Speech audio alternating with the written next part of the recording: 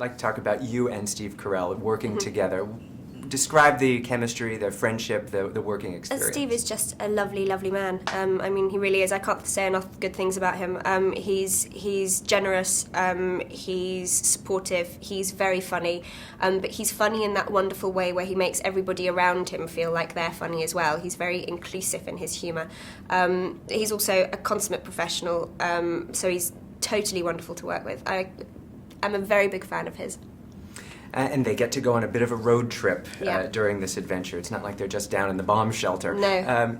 If you were to take a little, let's go for it kind of road trip, where would you go? What would be on your bucket list of destinations? My bucket list. I always like North Devon. Driving around North Devon is really excellent, so I'd probably do that.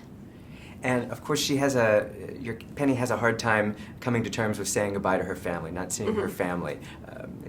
Is that something? It seems to be something that we all could identify with. How did you get to such an emotional place, given the sort of black comedy aspects of the film? Well, again, I think the script was so kind of honest and in such a personal way that it is a black comedy, and there are some very funny moments. But I think as far as the emotional side of it goes, anybody that travels a lot, or anybody that doesn't actually, I think can completely identify with that idea of losing somebody, of not seeing somebody again, of that kind of desperation to be with someone and not being able to get to them. I think that's kind of quite an easy thing to imagine yourself into.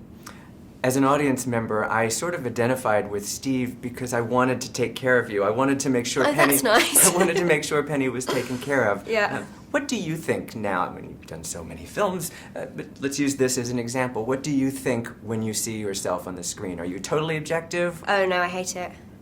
It's completely impossible. It's the same thing as listening to yourself on a phone message or something, and you go, "Oh, who's that?" I mean, it's kind of 10 times that when you're actually watching yourself on screen. So no, I haven't managed to be any good at that.